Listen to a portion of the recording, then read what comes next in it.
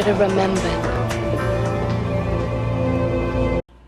Hello and welcome to this week's episode of Partners in Crime. I'm Shawna. And I'm Annie. And Today is just a very special day. So this is our podcast about Law and Order Criminal Intent, and we have been working our way through our combined top 10. And today is the day that we get to talk about Nicole Wallace. And so our episode... So it is a good day. It is a good day. His Anti-Thesis. And so Annie, tell us a little bit about what happens in Anti-Thesis. It's so complicated. Yeah. It's so this is so hard to explain.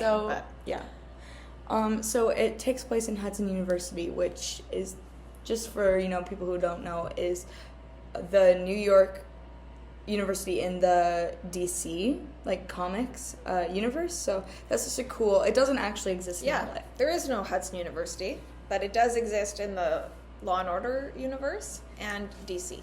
Yeah. And so we see this guy get killed, and he's gonna decide who the chairman is. Yeah, so he's the head. There's a new he's the head of the American Studies Department. He's retiring, and so the search is on for his replacement. There is a search committee, but his approval is really the deciding factor. So there's two people. There's and his name is Winthrop. So there's Sanders and Christine Fellows. Yeah, and Christine Fellows. So Sanders is sort of more of a, he likes rap and stuff like that, and Christine is just kind of I don't know, more traditional. Yeah. Yeah. And so the detectives think that Winthrop was killed because someone wants Sanders to win. But because of that, now Sanders has to leave because he can't be, because it's tainted his candidacy. Right. So he's out of the running. Yeah. But they think that the murder... it's definitely going to be Christine. Yeah, they think that the murder had something to do with Sanders getting picked. So, they're trying to figure out who would have a motive, who would benefit. So, and then how they kind of catch the person is this Sanders guy, he said he was grading papers, but there was a quote that was actually, it was Ezra Pound, but the person who graded the papers had said it was T.S. Eliot, so that's how they knew, someone else has something to do with this. Gordon tested him, so it's like a note in the margin, it's the quote, and it's attributed to T.S. Eliot. And so Gorin, when talking to this Sanders guy, reads him the quote, and then Sanders is like, Ezra Pound. So they know, you didn't grade this paper. And then somehow they find Mark Bailey, who has been working on his thesis for 10 years and keeps getting more extensions. And Sanders is his advisor. Mm-hmm. And his name is Mark Bailey. So they go to meet Mark Bailey, and he's just a mess. His apartment is gross, and that's his thing, right? His tragic flaw. And then he finds out that and he's chewing nicotine gum, and Gorin asks when he quit, and he said 2 years ago. So that just gives you an idea of how he can't finish anything. And so then Gorin asks him about his girlfriend, and he's like, I don't have a girlfriend. But then they catch him because he's wearing really nice shoes, and the rest of his shoes are Converse and Vans and stuff like that. Well, and even just his clothes, right? Yeah. They don't match, I guess, these expensive $2,000 pair of shoes. And so that's how they catch him. And then, that's how they find out he has a girlfriend. Yes, that's how they find out whoever it is, she must be involved, because there's no way that Mark Bailey, who can't even, he's doing a thesis on Ezra Pound and T.S. Eliot, and he can't even get their quotes straight. He can't... So someone has to be involved. Yeah, somebody had to had nudged him. So they want to find out who is this woman. So they go undercover as a married couple to this store, the John Lobb store. Yeah, because these are these Where the specific shoes came from. and And they they're trace just- them to the store. They're just acting up a storm, as we for like no to call reason. it. For no reason. And, They like- don't have to pretend to be a couple. There's, like, no reason. They don't even have to go undercover. Yeah. They could have just said, look, hey, we're investigating a murder. We need to know who bought these shoes. But no, instead, they get outfits. Yeah, they Goran get has rings. even a little sort of accent that he's doing. It's kind of his, like, rich guy, like, prissy accent. And I mean, And- I feel like I sound like I'm angry, but I love it. Yeah, It's we wonderful. love it. It's the best scene, maybe, of the entire show. It just really So- elevates this episode, like... And then, yeah, what do they do? They, like, say... Well, it's so good because he's like, oh, my wife, says I need new everyday shoes. And then the clerk is like, I should say so. Yeah, so the clerk is, like, he needs his Emmy right this minute. That's our Emmy nomination. Yeah, so spoiler, that's our Emmy. But so then Goran says, well, to Eames, you liked the pair Mark was wearing. He said he got them from here. Well, his girlfriend. Yeah, and then he kind of, gives information, and then Eames asks if her number is there, like, on the website. Yeah, so the guy remembers them from the description, orange backpack, like nicotine gum. And so he remembers them and says, oh, yeah, the woman was like a real stunner, seemed to be in charge. So they pull up the receipt, and that's how they find her phone number her. and her name, Elizabeth Hitchens. And the phone number they recognize is the switchboard to Hudson University. So then they know that she works there. And they go... And so who is Elizabeth Hitchens? A visiting professor from Australia. Well, she was from Oxford. Yeah. But apparently she's from Australia. Originally. She doesn't sound like it. She sounds very British. And so they go visit her, and immediately something is up. Goran is like, there's some weird power struggle there. Yeah. And she's very charming and, like, I mean, she's, sort of teasing. But something like Goran Well, what is is it? not Because Goran at doesn't ease. like it. Goran doesn't like it. And, Eames, of course, takes her more harsh tone Yeah. with her, as she always does. But Goran is, like, almost... He looks like he's attacked, I think that she can see through him a little bit. And because, she was, like, definitely pushing his buttons. Well, okay, so let's talk about it a little bit, because it's such a good scene.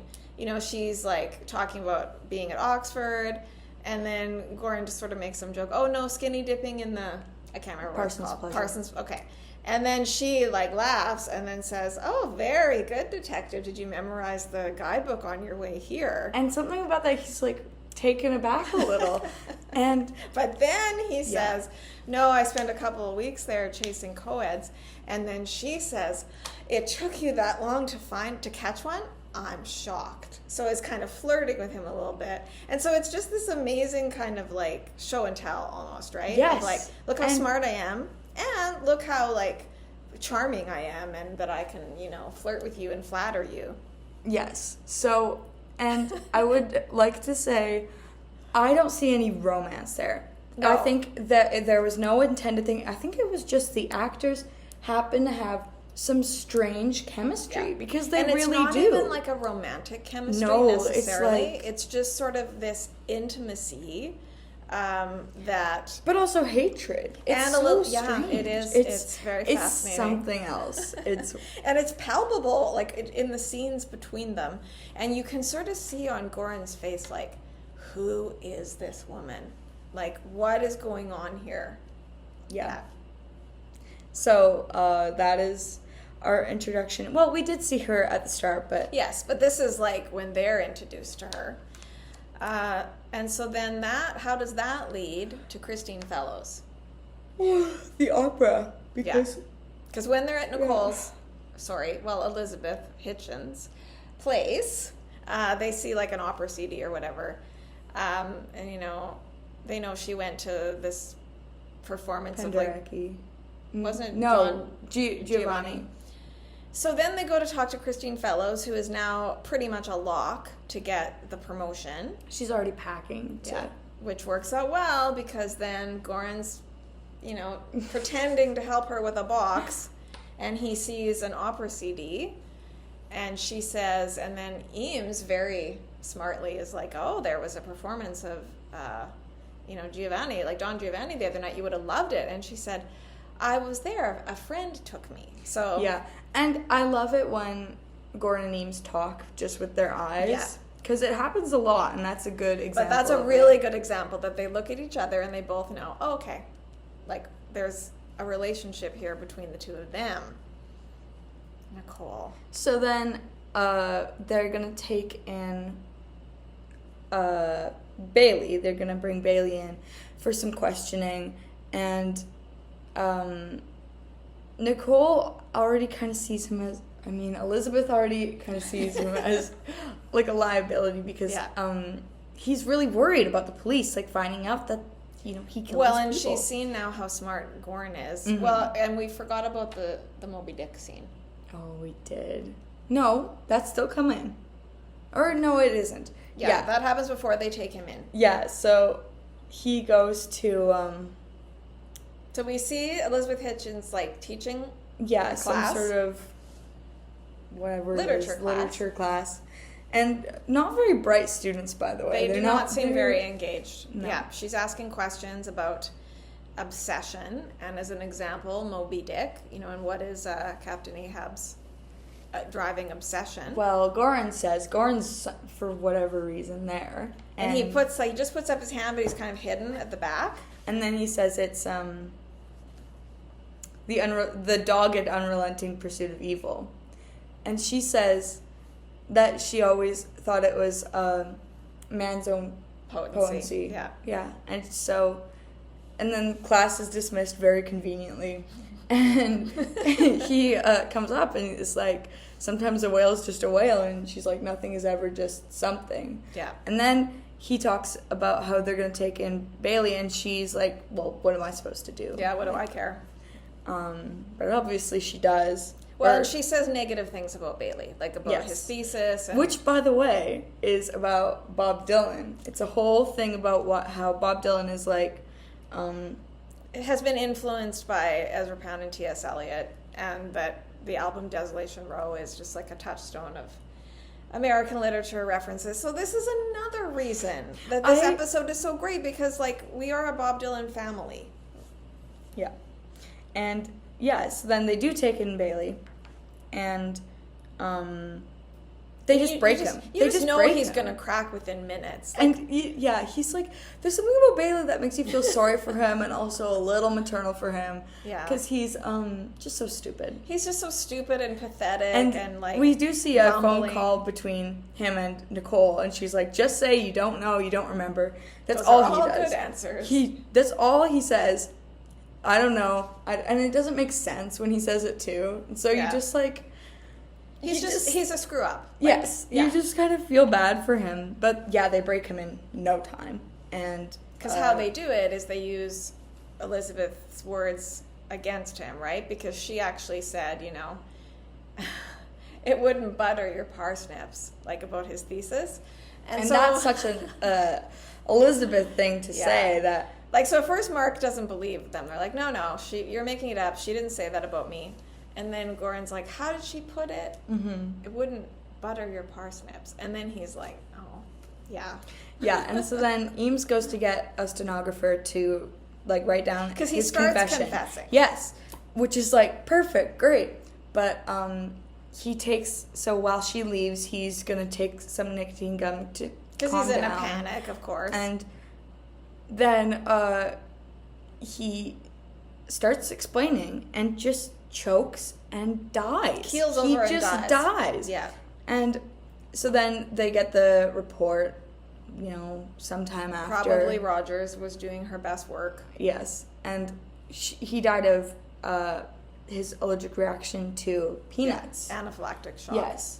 So why was he eating peanuts? He was just having, and then Goran's like, oh, she must have spiked the gum. He knows immediately. With peanut oil. But Carver's not satisfied. He's like, well, how would she have known that he has an allergy? We need proof. So, yeah, they go to this Thai restaurant because he was rushed to the hospital there recently. Yeah. And Sure enough, she was there, ordered in Thai, so he didn't understand what she was ordering, and it had peanuts in it. And he, had an incident, and the paramedics got there and saved him, but that's how she knew. Well, and then they talked to the waitress, and she's like, oh yeah, like she spoke fluent Thai, low class. And then Gordon's like, well, did she say where she learned it? And then she laughs and is like, oh, well, she said it was like at this place.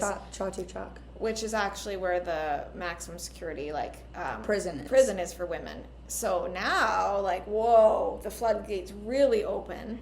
Yes. And Goran does a search for, any Australian women that had ever been in prison there. And what does he find out? He finds someone who looks a lot like Elizabeth, named Nicole Wallace. And that is the moment where it's like they say her name. Oh, but I forgot to do my little segment that I have here because I made a whole note for Mark Bailey. Okay. So in honor of Mark Bailey, let me find it. Okay. R.I.P. Mark Bailey. You would have loved using ChatGPT to do literally everything. That's so true. R.I.P. Mark Bailey. You love Bob Dylan. We really lost a diva. R.I.P. Mark Bailey. You got made fun of by Eames before dying. R.I.P. Mark. You would have hated Man-Child by Sabrina Carpenter because it's about you. And he missed out on all the new Converse. They're just Yeah. Yeah, R.I.P. Mark Bailey. So that's bottom line of this episode. R.I.P. Mark Bailey. Yeah. But yes, so then they get all this information on this Nicole Wallace, and what's her story? Yeah, so she was in prison for killing a bunch of people in Thailand. Yeah, so she and her French boyfriend would scam people. Nicole would seduce them, and then he would rob them. They actually killed 8 tourists that way. And I forget what happened to the boyfriend. I think he served life. We actually see him, though, later, and it's, really awesome. But, yeah, Nicole serves 10 years and then is deported back to Australia. Yes.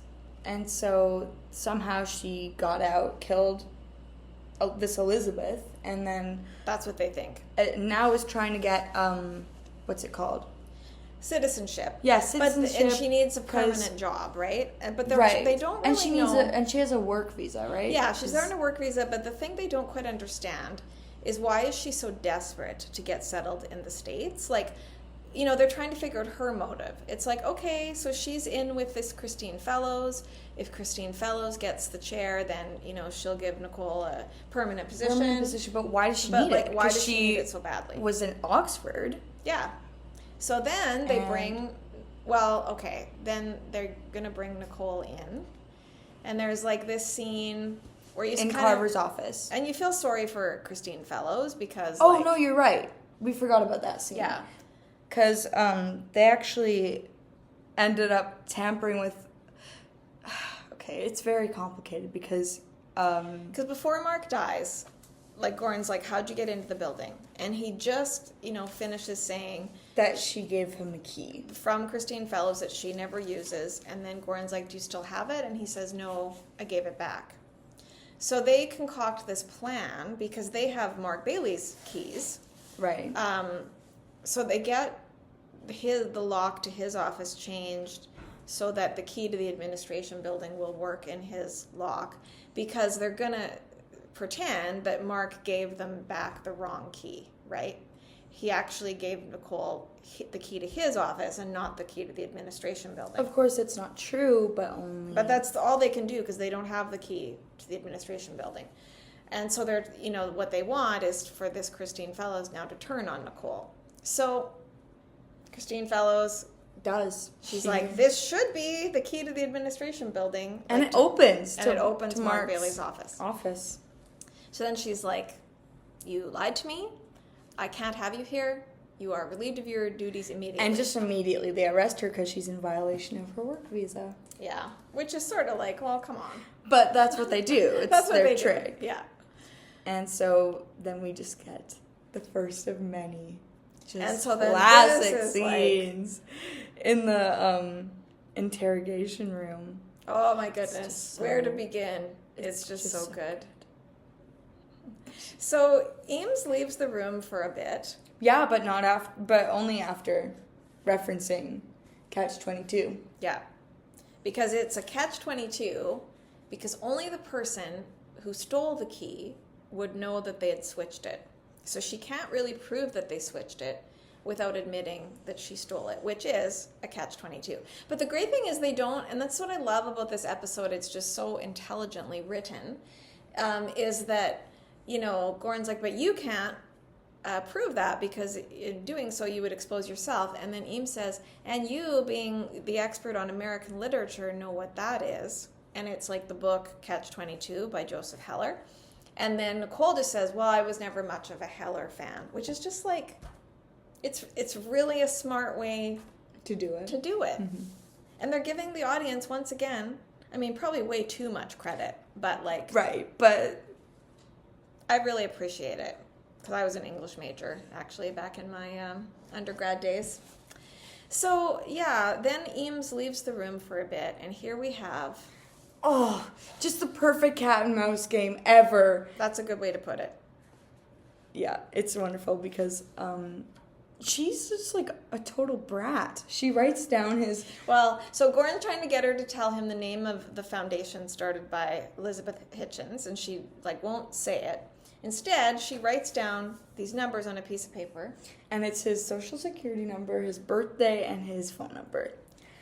Which is so scary. It's a little unnerving. It's so scary. Like, you can't find that, by the way. I've tried. You can't find that stuff without having, like, illegal access. You know, only cops and people with, like, medical records get to have that stuff. So yeah, so Gordon's like, oh, it's my social security number. And then she's like, it's amazing, the fount of information that will spring from those little numbers. And then she starts poking him, you know, like, because his mom is a schizophrenic. Yeah. And stays at this mental hospital called Carmel Ridge. And she asks him how often he gets up there. So that's how she starts. How often do you make it up to Carmel Ridge Center? And you can see, like... Oh, he's just using everything within him to, like, not explode. Because he is, like, this is the most personal thing to him, is his mom and her mental illness. He only talks about it, like, rarely, and it is... Like, and that's the rule of Law and Order, right? That they keep their professional life separate from their personal life. And this is just the most personal thing of all. And she is, like, intruding into it. So he is mad.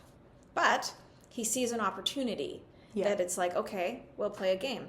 You know, I'll tell you something about me, tit for tat. You have to tell me something true about Nicole. And she totally is into it. Yeah, because she just wants to hurt him. Yeah. Because he sees through her. And she does want, because Goran sees through her, that she hates it and she's scared, but there's a part of her that actually does want to show herself because he saw her. So yeah, that's her first question. How often do you get to Carmel Ridge? He says once a week, phone call every day. And then he asks her, tell me something true about Nicole. She says, well, I'm not Nicole, but I did meet Nicole before I left for England, and she told me that, you know, she enjoyed being under the thumb of her French boyfriend because abdicating responsibility to him allowed her to commit violent acts without any guilt.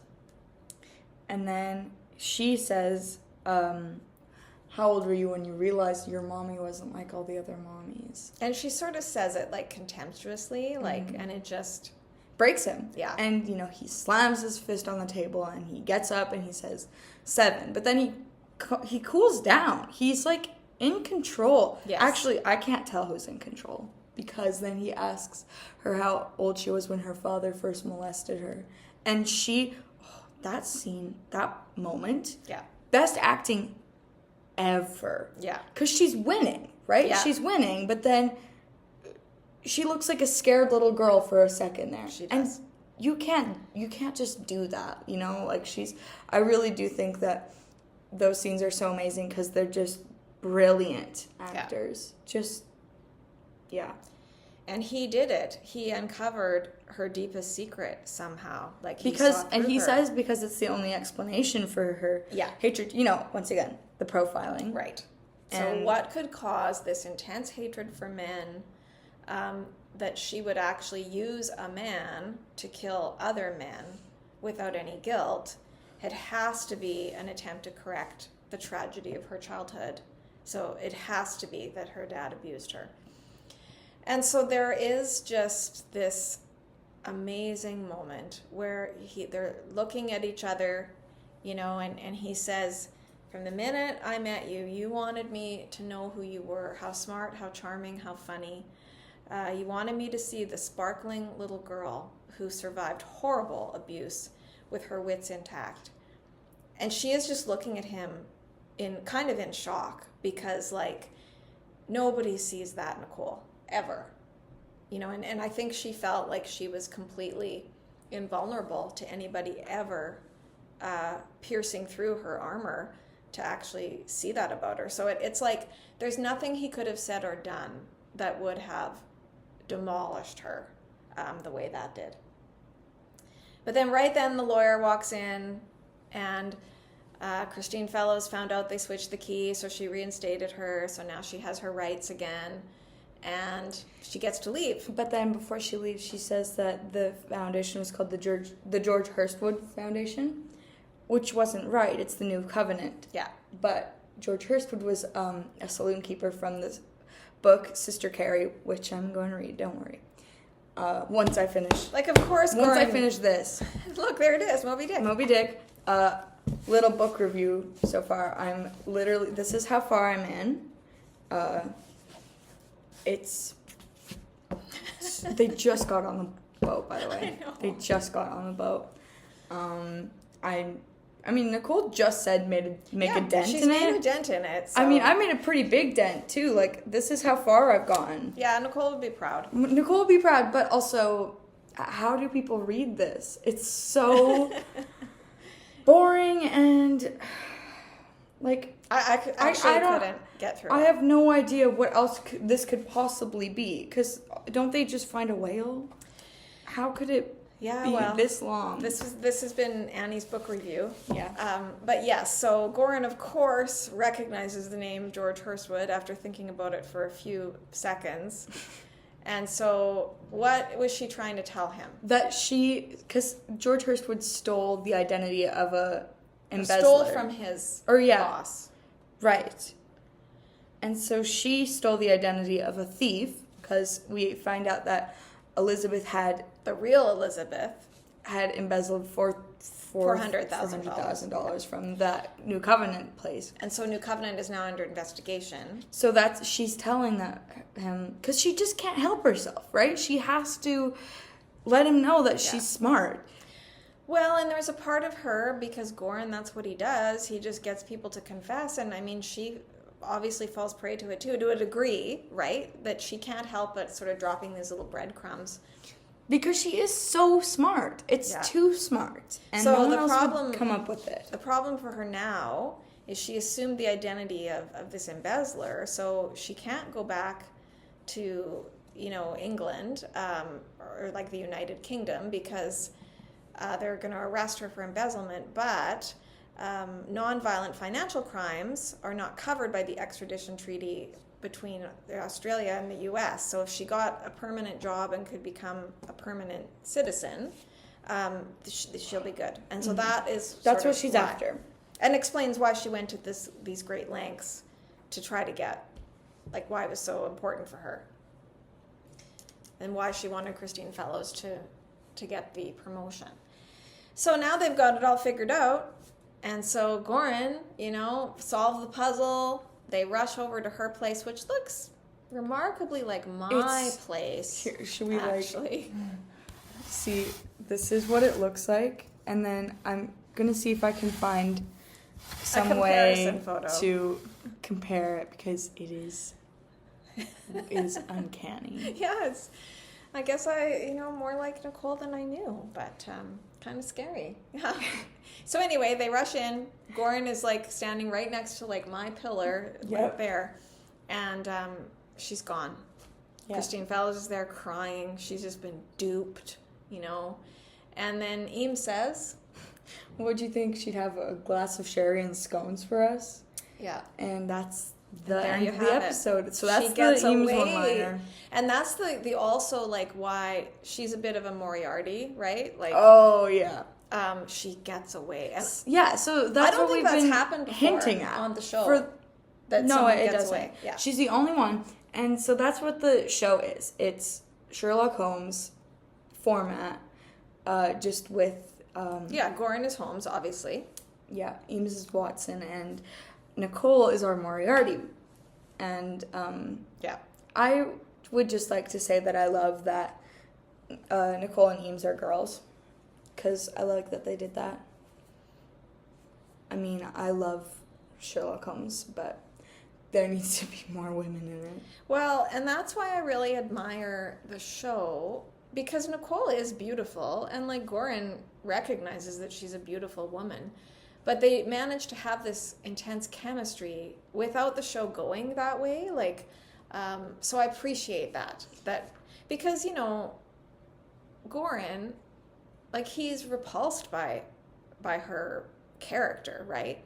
And yet at the same time does, I think, have some compassion for her because he understands of the abuse. Why she is the way she is.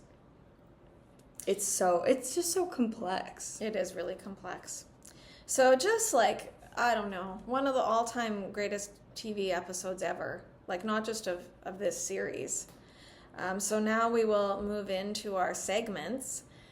So Annie kind of already told us who's getting an Emmy for this. Mark Bailey. The overacting Emmy. Not Mark Bailey. The store guy.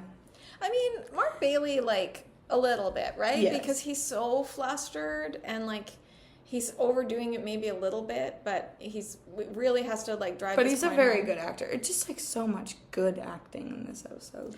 I like when they first come to his office and Gorin is like, it goes back to that quote, and he's like, Ezra Pound, right? And then Mark Bailey's like, T.S. Eliot. And then Gorin's like, oh, Saunders says it's Pound.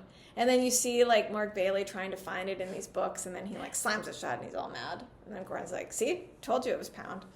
It's just, yeah. I will say, as wonderful as this episode is, I don't like that Eames takes the back seat. Yeah. I want her front and center. And she seems to be third wheeling a little bit. It's true. I don't know, like, what the remedy is, though, because you have to have the one-on-one with Gorin and Nicole, but it is unfortunate, like, Eames being a woman, like, them both being women, that there couldn't have been more of a connection there, or, like, so, I mean, Eames has a lot of good moments, but you're right, like, she does kind of have to go off to the side a little bit. Yeah, it's true. But at least Carver is in this one, because Carver sometimes doesn't show up. Yeah, Carver's pretty useless in this episode, though. Like, he's all like, well, fine, but he just doesn't seem to get what they're trying to tell him. He doesn't understand, like, what he's up against with this Nicole Wallace.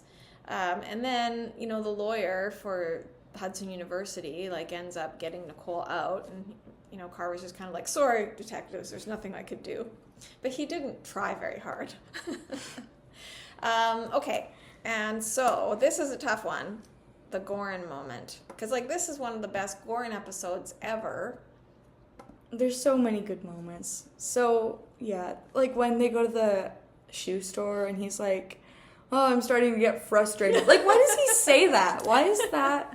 I love when he says that. Like, why are you starting to get frustrated? Because they're trying to get the guy to be helpful because he wants to make a sale. They want this. And of course, they don't buy anything. No, they don't end up buying anything. But they're presenting as this rich couple. They're going to spend thousands of dollars on shoes today if they can get the help they need. So, yeah, it's a great moment. Like, why? So strange to me. Any other Gorin moments? Yes. When he's overacting in Christine's office. Yeah. Like, there's two types of Gorin moments. There's, like, good Gorin moments, and there's just, like, what are we doing? Gorin moments. But we still love those moments. So, like, the good Gorin moment would definitely be when they're in the interrogation room. Yeah. So I agree. My Goran moment is when he sits next to Nicole and explains to her, like, yep, that's what it is. It's the only explanation. And he basically tells her her own life story. You know, that she survived her childhood, what it did to her, like how her mom wasn't there for her, and what she had to do to survive. And then when he looks at her and says, the sparkling little girl who survived horrible abuse And you with her can just see it in attack. her eyes, too. And it's just like, it's sort of like last week we talked about Bright Boy and how the little boy was like, had this cry for help that no one could hear. And then Goran figured it out, right? Like the message of the, you know, the omega and all those Greek symbols, and Goran figured out what he was trying to say. And here, like, Nicole was trying to keep that hidden and trying to keep it a secret. And yet, obviously, there is a part of her, just as a human being, that wants to be known and understood. And she's never been able to have that with anyone. And so that is her connection to Goran, is that he sees her and understands her. And even though he finds her actions repugnant, he understands her. And so it hurts horribly, like, for someone to actually call her out. But I think there's a part of her that needed that, right? And that's why, like, Goran becomes, well, they become each other's white whale in a way, you know? Yeah. That Goran has to catch Nicole, and Nicole can't let Goran go. Like, even though the best thing for her to do would be to, like, leave the country, go somewhere, anywhere, assume a different identity, because, you know, Goran, don't risk it. But as we see in subsequent episodes, she can't actually stay away from Goran. And it's because of that moment, because he saw her, she was just completely laid bare, like this woman who is always, always lying, who's always hiding, who's always performing. And he just completely laid it all aside. So it's just an amazing moment of television, for sure. Yeah, so that's my Goran moment. Then we already put the Eames one-liner, but then the fashion would for me it would be. Well, let's just review. So the Eames one-liner for you is when she says, yeah, the like sherry. Did you think she'd have scones and sherry? Well, and then one time we did have scones, and then I was like, Mom, we need to get some sherry, and we had some. Oh, so some cooking sherry from and her. I sent that photo to you, and you didn't react. I didn't? No. Well, another Eames line that I like is when they're asking Mark about his shoes. Oh, and yes. And like Goran's like, well, you don't wear those shoes. And he's like, what? I had a wedding. And then Eames says, you wore tan shoes to a wedding? Like, just the way she says it is just so, like... So Eames, yeah. and so... And it's funny because we think of Eames as being, like, pretty, you know, blue-collar, not very fancy. And yet she does know No, things. she knows her fashion. Yeah. For sure. She knows you don't wear tan shoes to a wedding. I didn't know that. No, you do. No, I do. Okay, and what is our fashion call? Mine is Eames undercover Yeah. look. Yeah, they have, like, different clothes. And she's kind of, Which actually confuses me a lot, because they must have gone home and changed. yeah. Because after they are back in there. Well, and we talked about this once, that they'd even have to have, like, fake wedding rings on hand just for when they pose as a married couple. But you can see the ring on her finger. Like, it's a very good disguise. And they have to sort of, the person has to buy it, right? Like, and there's one time where they actually get caught because... Yeah. Well, yeah. I don't know if that one's going to be in our list or not. Yeah, but, like, there's just little things. And so to convince this shoe store guy that they are who they appear to be, like, they've got to get it right. So, yeah. But I liked her. She had like a jean jacket on, and then kind of a suede skirt. Yeah. And that nice, like, detailed blouse. Yeah. Which she doesn't wear a lot. There's a lot of good fashion moments in this episode. And then Nicole is just a perfect example. Yeah. Nicole has a lot of great outfits, and her hair is just, like, so Her hair good. is so good. Just so good. I also like Eames' outfit with, again, the red top and the black jacket. Like the V-neck red top. That's what she thinks is the Eames outfit. That's my classic Eames look. I think it's the, like, yes, you're right with the red, but I think the turtleneck with the black over. Yeah. There you go. So vote in the comments. Yeah. What you think. But to finish off, we will each talk about why this is in our top 10. Yes, we will do that, but also we should talk about Olivia Dabo a little bit. Yeah. So why it's in my top is because Nicole Wallace is just too good. Yeah. It's just the best villain character. And you don't do that very often. And, for, like, Law & Order Criminal Intent, it's got to be... there has to be sort of that element of sympathy, right? Because there always is. Like, that's what distinguishes the show, that Gorin can kind of, with this profile, figure out what made them the way they are. So she's a wonderfully complex villain. Just so complex. And I have my Nicole wallpaper. You see that? Go back on there. Yeah, there she is in all her glory.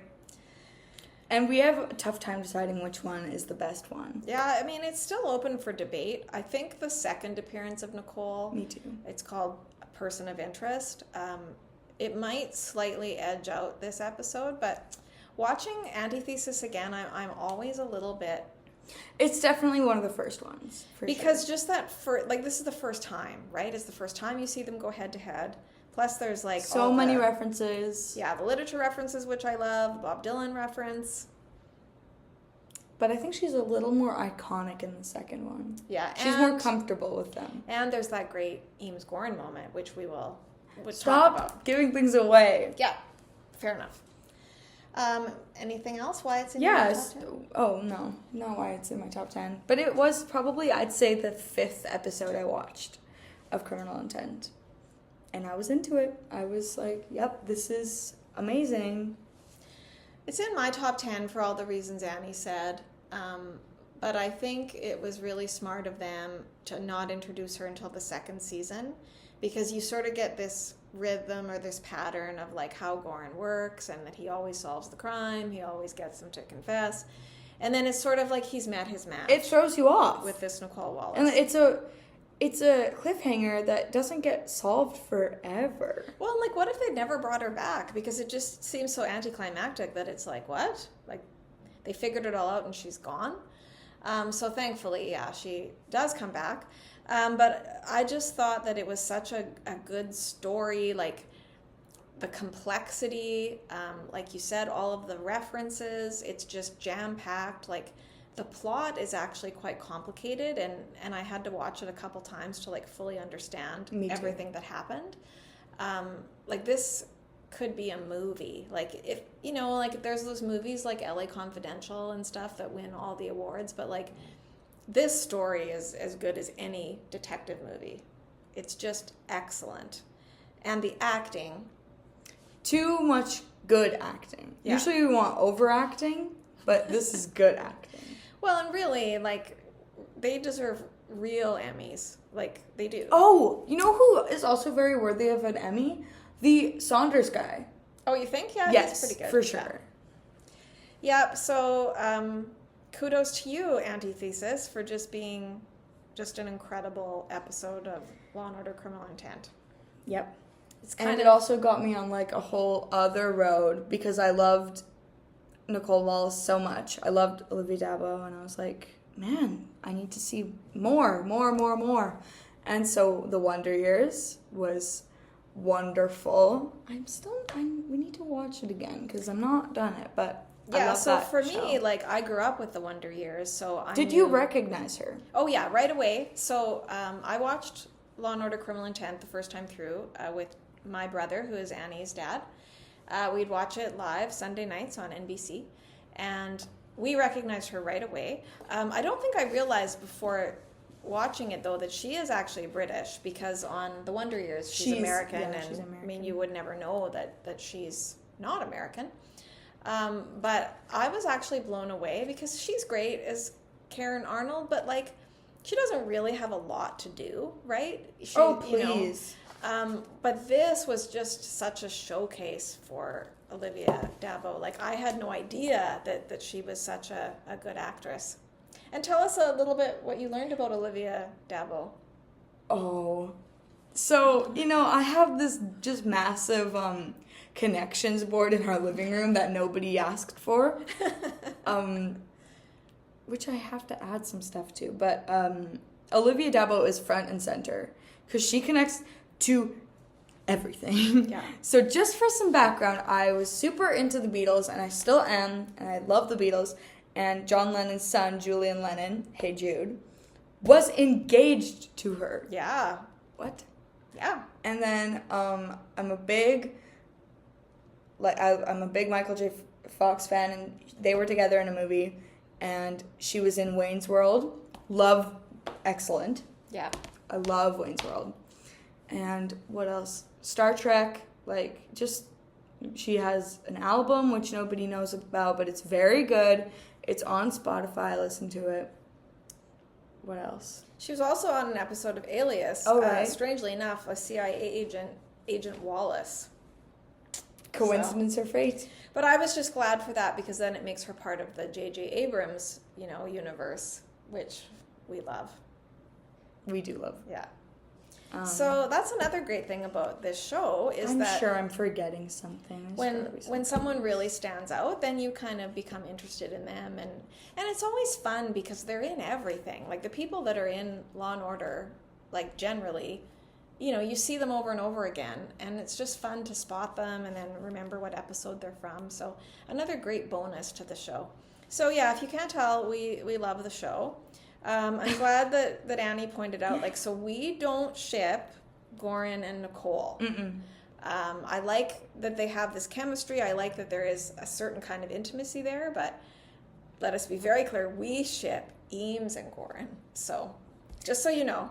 And so we almost forgot the art. Can you believe that? We're going to finish off with the art. So this is the art. I had to do 2 whole pages for it. 2 pages. Yeah. So this is Mark Bailey. Wow, that's really good. And he's and then her in the interrogation room. But I was running out of gray, so ignore that. Mm-hmm. And then her on the couch. Eames had a really nice red jacket at the start of the episode that I liked. The undercover, and then her talking about Moby Dick. Oh, so good.